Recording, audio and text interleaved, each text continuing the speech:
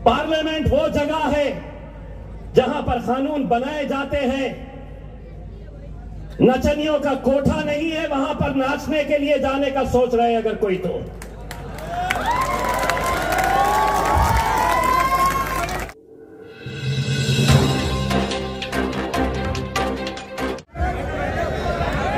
हिंदुस्तान के अंदर जब प्रचार की शुरुआत किए तो उन्होंने मेरे शहर को चुना।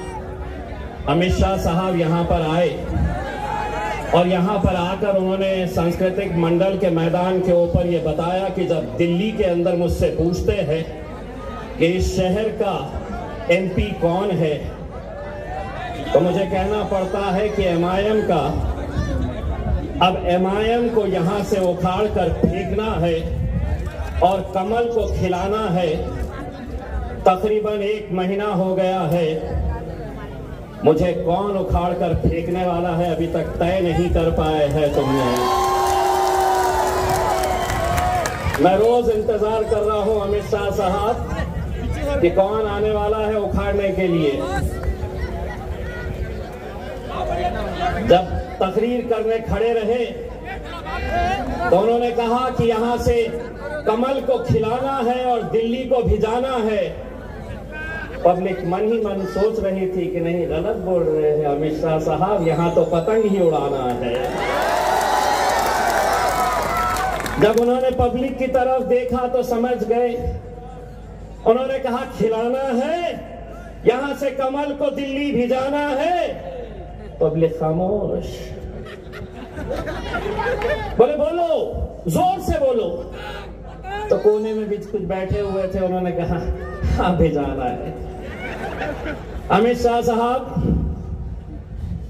आज इस नाचीज का चैलेंज स्वीकार करिए।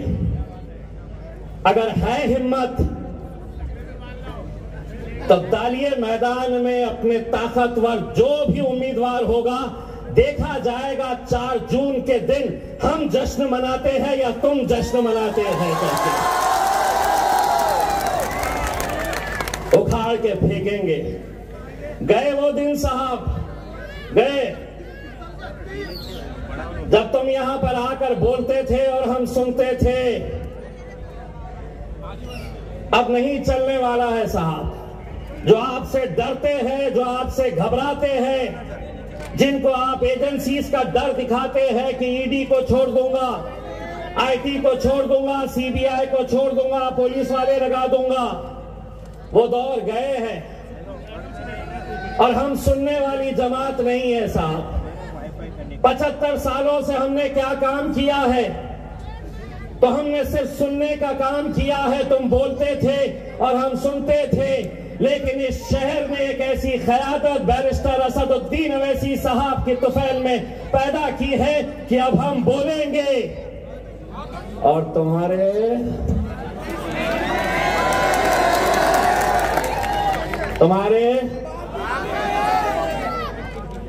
पापा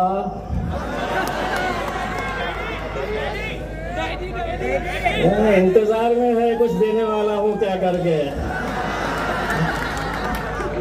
इंतजार में बैठे हैं, कुछ मिलेगा क्या करके। एक बार फॉर्म भरने दो, सूद समेत अमित शाह साहब को लौटाने वाला हूं। और उनको ही नहीं, जो आज कुछ लोग घूम रहे हैं ना शहर मेरी शख्सियत बिगाड़ने में, जो आज शहर में घूम रहे हैं कुछ लोग मेरी शख्सियत बिगाड़ने में, खुद उनका किरदार मरम्मत मांग रहा है।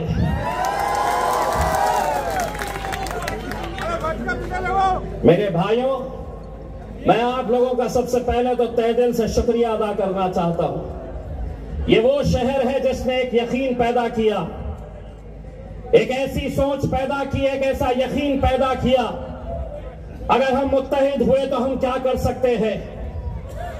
ये वही शहर है जब 2019 के अंदर हम जब लड़ने के लिए आए थे तो यहीं पर होटलों में बैठा जाता था, चौराहों के ऊपर बैठा जाता था।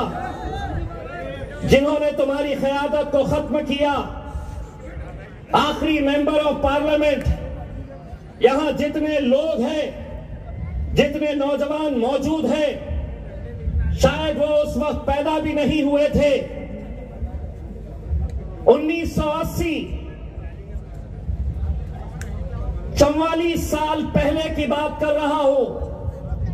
1980 के अंदर काजी सलीम साहब इस शहर से आखिरी आपके मेंबर ऑफ पार्लियामेंट थे। उसके बाद क्या हुआ? वही हुआ जो 2019 के अंदर हमारे अपने ही लोग बैठ जाते थे चबूतरों के ऊपर, होटलों में बैठकर। आता क्या?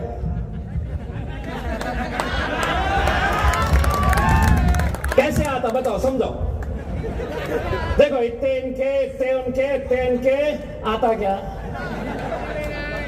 यही चलता था ना। पूरे जहनों के अंदर बात डालने की कोशिश करते थे कि कुछ भी कर लो, यहां से तुम्हारा एमपी चुनकर नहीं आ सकता था। अरे तुम्हारे आंकड़े इस जमीन के ऊपर थे, मेरा हिसाब तो ऊपर वाला कर रहा था।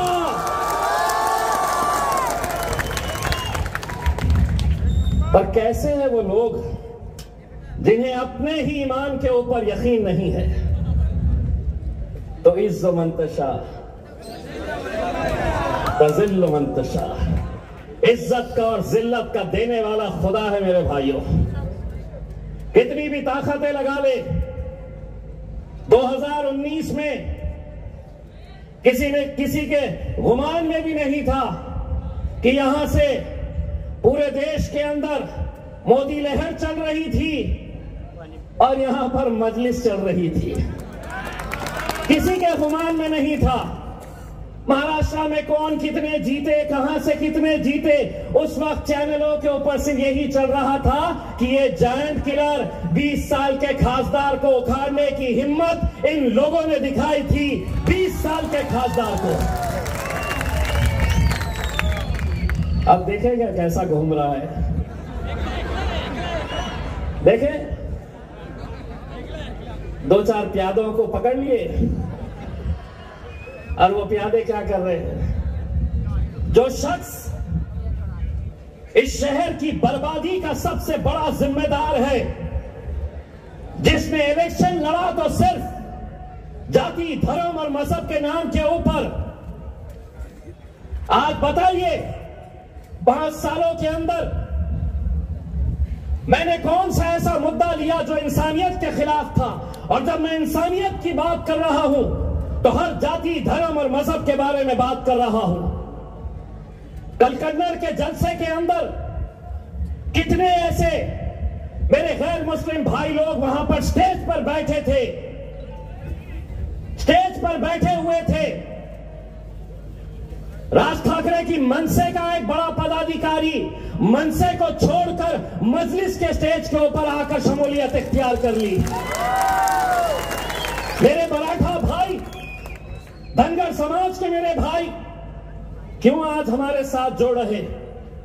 क्योंकि उन्हें पिछले 20 सालों से यह बताया गया था कि अगर यहां से कोई मुसलमान एमपी चुनकर आ जाएगा तो इस शहर के अंदर दंगे होंगे, इस शहर का माहौल खराब होगा। लेकिन आज वही लोग कहते हैं कि जिस भगवान का सबसे बड़ा आदर, सम्मान वो करते हैं, जब उनकी मंदिर के ऊपर हमला हुआ तो वो लोग घर में सो रहे थे, इम्तियाज जलील उनके उस भगवान की मंदिर के अंदर जाकर बैठा हुआ था। 5 सालों के अंदर हमने कोई ऐसा काम नहीं किया जिसकी वजह से जिन लोगों ने हमें वोट दिया उन्हें अपना सर शर्मिंदगी से झुकना पड़ा हो। लेकिन आज वो तमाम ताकतें एक साथ हो रही है, पूरे के पूरे लगे हुए हैं। शिवसेना के 2 टुकड़े, इरादा एक कि मजलिस को यहां से कैसे हराया जाए। राष्ट्रवादी के चचा भतीजे दोनों का इरादा एक कि इम्तियाज जलील को यहां से कैसे हराया जाए। भाजपा हो, कांग्रेस हो, किस बात की तकलीफ है? क्या हमने ठेका लेके रखे हैं तुम्हें वोट देने का? क्या ये हमारी जिम्मेदारी है कि हम ऐसी महफिलें सजाएंगे और तुम्हें वहां पर पार्लियामेंट के अंदर भेजेंगे? भेजते आए हैं, 75 सालों तक हमने यही करते आए हैं। लेकिन अब सुन लो अच्छी तरीके से, देवेंद्र फडणवीस, शरद पवार, अजीत पवार, उद्धव ठाकरे, बहुत सालों तक तुम दूल्हे बनते थे और हम बारातियों का काम करते थे। अब इम्तियाज जलील दूल्हा बनेगा और तुम्हें नचाएगा इंशाअल्लाह। उन बारातों को नचाएंगे अब हम। बहुत हो चुका है, कुछ नहीं। 13 तारीख के दिन निकलना है और मजलिस के हाथों को मजबूत करना है। बहुत सारे आते हैं, कहते हैं मजलिस किसी को फायदा। 543 सीटें हैं पूरे देश भर में, 543 लोकसभा के एमपीज हैं। कितनी सीटें मजलिस ने लड़ी 2019 के अंदर? महज 3 सीटें। एक सीट हैदराबाद की बैरिस्टर असदुद्दीन अवैसी साहब जीते। दूसरी सीट इम्तियाज जलील की औरंगाबाद में, अल्हम्दुलिल्लाह जीता। तीसरी सीट किशनगंज बिहार की अख्तरुल ईमान साहब 3 लाख वोट लेकर दूसरे नंबर के ऊपर रहे। इंशाअल्लाह इस बार अख्तरुल ईमान साहब भी हमारे साथ वहां पर जाकर बैठेंगे। अब महाराष्ट्र के अंदर और 2-4 सीटें हम देख रहे हैं। हमारे पूना के अनीस सुनके साहब, जो पुणे महानगर पालिका के स्टैंडिंग कमेटी के चेयरमैन रहे हैं, कई सालों तक इनके भाई, इनकी मिसेस वहां से कॉर्पोरेटर रही है, वो हमारे मजलिस के अंदर शमूलियत हासिल किए हैं। इंशाअल्लाह हम पुणे की सीट भी लड़ेंगे और अनीस सुनके साहब वहां से हमारी नुमाइंदगी करेंगे इंशाअल्लाह। मैं कल कन्नड़ के जलसे के अंदर असद साहब ने यह ऐलान किया है कि बाबा साहब अंबेडकर के नातू बाबा साहब अंबेडकर के सगे भाई आनंद राज अंबेडकर साहब अमरावती से इलेक्शन लड़ रहे हैं। असद साहब ने यह ऐलान किया है कि हम अमरावती की पूरी टीम को यह आदेश करते हैं कि पूरी ताकत लगा दे आनंद राज अंबेडकर साहब को अमरावती से जिताने के लिए।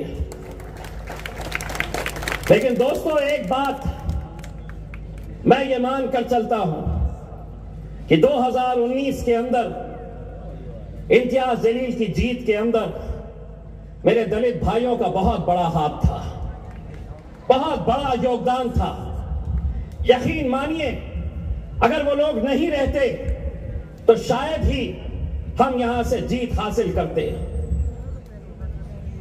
आज भले ही वंचित बहुजन आघाड़ी के साथ हमारा गठबंधन नहीं हुआ है, लेकिन एक एहसान है हमारा उन पे। इसीलिए मैं बैरिस्टर असदुद्दीन अवैसी साहब से यह दरखास्त करूंगा कि जिस तरह से हमने आनंद राज अंबेडकर साहब, जो बाड़ा साहब अंबेडकर के सगे भाई हैं, उनको तायीद की है, असद साहब से मैं गुजारिश करूंगा कि अकोला के अंदर बाड़ा साहब अंबेडकर के लिए भी आप तायीद का ऐलान कर दीजिएगा। यह कर्ज हमें चुकाना है, यह एहसान हमें चुकाना है, और यकीनन हम एहसान फरामोश नहीं है। जिन लोगों ने मेहनत की, जिन लोगों ने हमें जिताने के अंदर पूरी ताकत झोंक दी थी, लेकिन आज मुझे मालूम है मेरे भाइयों, आने वाले दिनों के अंदर 18 तारीख से फॉर्म भरने का सिलसिला शुरू होने वाला है। 2019 की उस रमजान की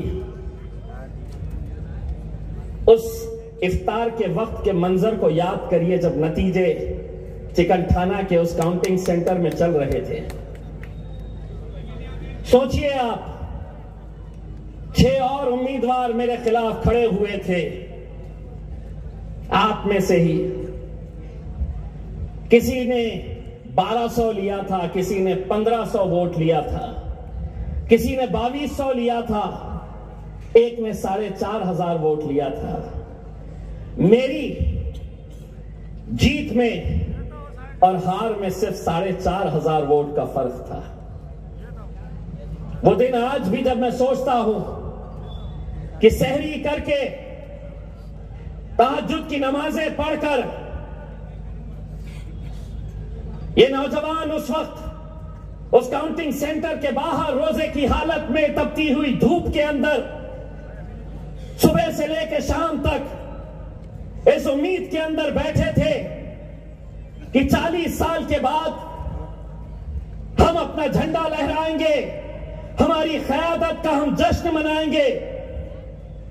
बस एक और उम्मीदवार रहता जो 4-4,500 वोट ले लेता तो शायद जो 40 साल का इंतजार था वो और 40 साल इंतजार करना पड़ता। लेकिन आज उससे ज्यादा साजिशें हो रही है, उससे और बड़ी साजिश हो रही है।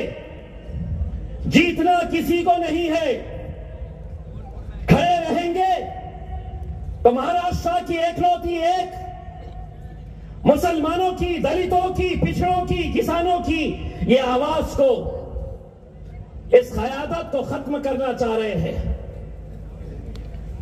बहुत नए नए दूल्हे अभी आएंगे जीत का दावा करने के लिए। मैं जानता हूं गाड़ी किसकी है और उसमें पेट्रोल कौन डाल रहा है, लेकिन अब ये नहीं समझना कि आवाम अब कुछ जानती नहीं है, बखूबी जानती है ये सब कुछ। लेकिन अब आप लोगों की जिम्मेदारी है, एक वोट की कीमत क्या होती है यह आपको समझने की जरूरत है। यही होता आया है 40 सालों तक। यही वो लोग जो आज शिवसेना के उम्मीदवार को तुम्हारी गलियों के अंदर लेकर आ रहे, ये वही उम्मीदवार है जिसने सीना ठोक कर कहा था कि हां, बाबरी मस्जिद मैंने शहीद की थी। लानत है तुम्हारे ऊपर, सियासत गई चूल्हे में। लेकिन अगर चंद रुपयों की खातिर तुम अपना जमीर बेच रहे हैं तो इम्तियाज जलील तुम्हारे लिए सड़क पर खड़े रहकर भीख मांगेगा और वो पैसे तुम्हारे मुंह पर फेंक कर मारेगा। खाम का सौदा मत करो। यही सौदा करते करते एक पूरी नस्ल निकल गई, पूरी नस्ल खत्म हो गई। वही धंधे, वही साजिशें। यहां से मुझे गिराओ, हैदराबाद से असद साहब को गिराओ। कब तक मेरे भाइयों, कब तक? क्या आपको यह इख्तियार नहीं है अपनी क़यादत खड़े करने का? पूछो उन लीडरों से, क्या मेरा काम सिर्फ एक मशीन की तरह हर 5 साल के बाद तुम्हें वोट डालने का है? अगर किसी एक पार्टी ने अगर मुसलमानों को टिकट नहीं दी है तो उन्हें मुसलमानों के इलाकों के अंदर आने का इख्तियार भी नहीं होना चाहिए। लेकिन आएंगे, क्योंकि अफसोस के साथ ये कहना पड़ता है कि बाजारों में आज अगर कोई जानवर खरीदने के लिए जाओ तो शायद उसकी कीमत ज्यादा होगी। इन्होंने अपना भाव उन जानवरों से भी कम कर दिया है। कोई मतलब नहीं उन्हें अपनी क़यादत का, कोई मतलब नहीं। और जिस दौर से हम गुजर रहे हैं, क्या यह समझ में नहीं आ रहा है आने वाला वक्त कैसा होगा? आने वाले वक्त के अंदर कैसे कैसे कानून लाने वाले हैं। पार्लियामेंट वो जगह है जहां पर कानून बनाए जाते हैं। नचनियों का कोठा नहीं है वहां पर नाचने के लिए जाने का सोच रहे हैं अगर कोई तो।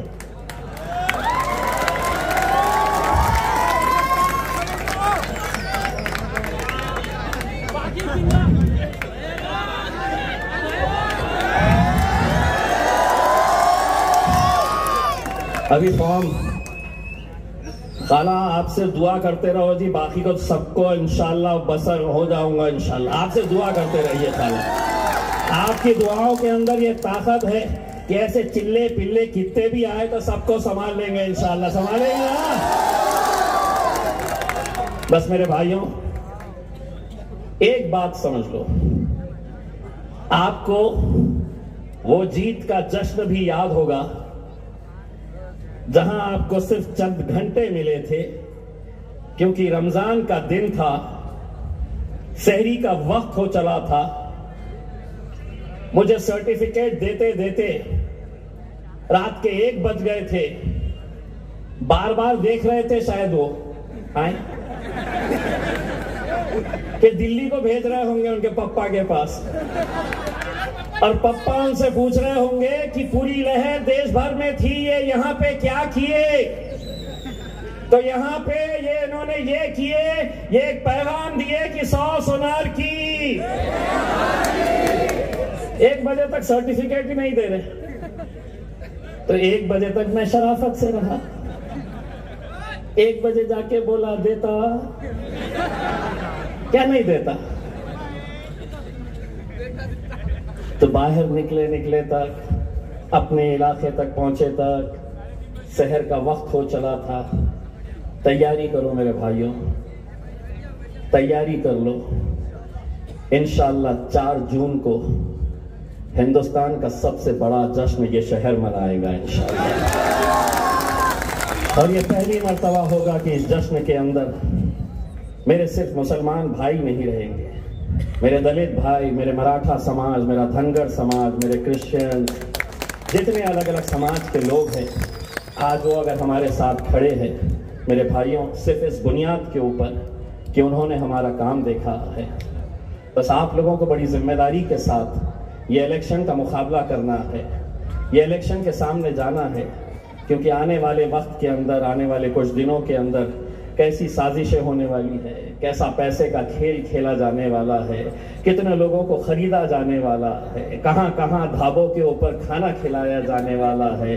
अल्हम्दुलिल्लाह हम तो लेते नहीं है, तो बहुत सारों को वहां पे भी लेके जाया जाने वाला है इसके अंदर। लेकिन इंशाअल्लाह एक बात तय है कि 4 जून को जश्न तो हम ही मनाएंगे। और आप लोगों के लिए एक पैगाम, फॉर्म भरने दो, दिल खोल के दूंगा सूद समेत। बहुत बहुत शुक्रिया।